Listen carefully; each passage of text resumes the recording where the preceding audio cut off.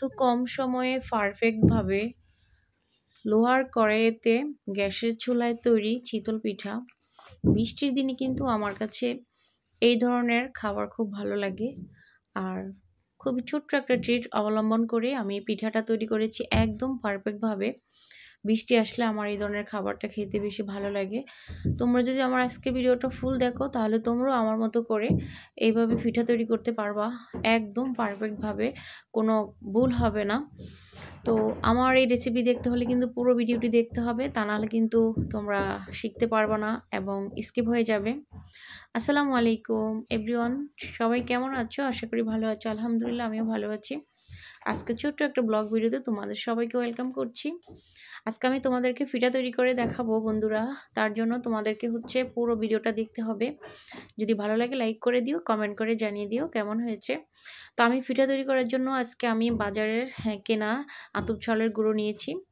তো আমি কম করে বানাবো, আমার পরিবারের মানুষ কম, আমি কম করে বানাবো। আমি আর আমার হাজব্যান্ড খাবো, ছেলেরা খায় না, পছন্দ করে না। তো এখানে আমি নিয়েছি পরিমাণ মতো গুঁড়ি, আর এখানে লবণ মিশিয়ে নিয়েছি, আর কুসুম গরম পানি দিয়ে আমি এখন এটাকে সুন্দর করে এখন গুলে নিব, মানে একটা ব্যাটার তৈরি করে নিব। তো এই যে যেরকম দেখতেছো আমি এখন এটাকে হাত দিয়ে 5 মিনিটের মতো করে এটাকে মথে নিব। একদম ঘড়ি ধরা 5 থেকে 6 মিনিটের মতো। যত বেশি মরতে পারবেন ততই আপনার এই পিঠাটা অনেক সুন্দর হবে। তো আমি প্রায় 5-6 মিনিটের মতো করে মথে নিছি। এখন আমি এটাকে ঢাকনা দিয়ে রেখে দিব প্রায় 10 থেকে 20 মিনিটের মতো। যেহেতু আমার হাতে সময় আছে আমি রেখে দিয়েছি, প্রায় 30 মিনিটের মতো ছিল। তো 30 মিনিট পরে দেখেন কেমন হয়েছে, একদম যে সুজি মানে গুড়ির যে দানা দানা ভাবটা ছিল সেটা একদম মিহি হয়ে গেছে। এখন আমি এটাকে একটু ব্লেন্ড করে নিব। 2 মিনিট ব্লেন্ড করে নিলে আমার এটা সুন্দর করে চিতল পিঠা বানানোর জন্য এই ডোটা রেডি হয়ে যাবে।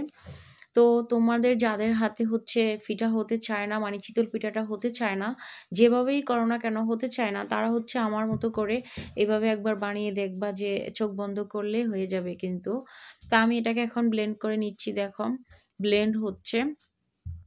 তো ব্লেন্ড করে নিলেই কিন্তু এই পিঠাটা হয়ে যাবে, যে কেউ বানাতে পারবে, কারণ অনেকের হাতে হতে চায় না। অনেক সময় বাজারের কিনা মানে চাউলের গুঁড়ি দিয়ে কিন্তু পিঠা হতে চায় না, তখন যদি এভাবে করে পিঠাটা তৈরি করে নাও তাহলে কিন্তু মানে ইজিভাবে পিঠাটা হয়ে যাবে। তো আমি এই ধরনের পিঠা তৈরি করলে কিন্তু বাজারের কেনা চাউলের গুঁড়ি দিয়েই করি, কারণ এটা কিন্তু হয় সুবিধা ভালো আছে, আর ঘরে গুঁড়ি তৈরি করার ঝামেলা অনেক বেশি, তাই বাজারের কেনাটা দিয়েই করি। আর এখানে দেখো আমার পিঠার ডোটা একেবারে রেডি। ঘনত্বটা কেমন হবে দেখো, আমি দেখিয়ে দিচ্ছি। এরকম ঘনত্ব রাখতে হবে, বেশি ঘন করা যাবে না, বেশি পাতলাও করা যাবে না। এর থেকে ঘন বা পাতলা করলে কিন্তু পিঠা হবে না, হয় কাঁচা থেকে যাবে, ছিদ্র ছিদ্র ভাব হবে না। তো আমার আজকে হঠাৎ করে মন চাইছে চিতল পিঠা দিয়ে মাংস দিয়ে খাওয়ার জন্য, তাই আমি করে নিলাম। অনেক বৃষ্টি হয়েছে আজকে ঢাকাতে, মানে অল্প সময় ছিল বৃষ্টিটা, কিন্তু মুষলধারায় বৃষ্টি হয়েছে। তো হঠাৎ করে মন চাইলো চিতল পিঠা দিয়ে মাংস দিয়ে খাই, তার জন্য আমি তৈরি করে নিলাম আর তোমাদের সাথে একটু শেয়ার করে দিলাম। তো এখানে আমি একটা সুতার তেল দিয়ে আগে লোহার এই কড়াইটাকে আমি সুন্দর করে মুছে নিয়েছি, যেন পিঠাটা আমার তাড়াতাড়ি করে উঠে চলে আসে। তো এখন আমি ভালো করে কড়াইটাকে গরম করে নিয়েছি। তো এখন আমি পিঠাগুলো তৈরি করব। কড়াইটা আমার ভালো করে গরম হয়ে গেছে, তো তোমার সাথে থাকো, দেখতে থাকো। যদি একটু হলো ভিডিওর কোনো অংশ ভালো লাগে বন্ধুরা, প্লিজ লাইক করে দিও, একটু কমেন্ট করে দিও, পারলে শেয়ার করে দিও বন্ধুরা। তোমাদের লাইক কমেন্ট শেয়ারই কিন্তু আমাদের ভিডিও বানাতে উৎসাহ জাগে, খুব ভালো লাগে, আনন্দ পাই। তো একটু লাইক করার অনুরোধ থাকবে, কমেন্ট করারও অনুরোধ থাকবে। তো আমি এখন ঢাকনা দিয়ে ঢেকে দিচ্ছি। দেখো ঢাকনা দিয়ে ঢেকে দিলে কিন্তু পিঠার মধ্যে অসংখ্য ছিদ্র ছিদ্র ভাব হবে, তখন কিন্তু পিঠাটা দেখতে সুন্দর লাগে। তো দেখো আমার পিঠাগুলো হয়ে গেছে, মানে এত পরিমাণে মজা লাগে পিঠা হলে, বানাতেই মজা লাগে। শুধু খোলার মধ্যে দিচ্ছি আর হয়ে যাচ্ছে, খোলার মধ্যে দিচ্ছি আর হয়ে যাচ্ছে। তো তোমরা আমার মতো এই ট্রিট অবলম্বন করে কিন্তু পিঠা তৈরি করে নিতে পারবা, একদম হাজার হাজার পিঠা বানাতে পারবা, কোনো অলসতা ভাব আসবে না ভিতরে। যে কোনো জিনিস আমরা মেয়েরা তৈরি করতে গেলে যদি হয় তাহলে কিন্তু ভালো লাগে, আনন্দ লাগে। তো দেখো আমার পিঠাগুলো আমি এক খোলা হয়ে গেছে। তো আমি সবগুলো পিঠা কিন্তু আমি সেম প্রসেসে বানিয়ে নিব। তো আমি যখন কোনো কিছু বানাতে যাই তখন যদি সেগুলো পারফেক্টভাবে হয় তখন আমার ভালো লাগে, আর যদি না হয় তাহলে কিন্তু আমি ডিসিশন নিয়ে ফেলি যে আমি এই জিনিসটা আর কখনোই বানাবো না।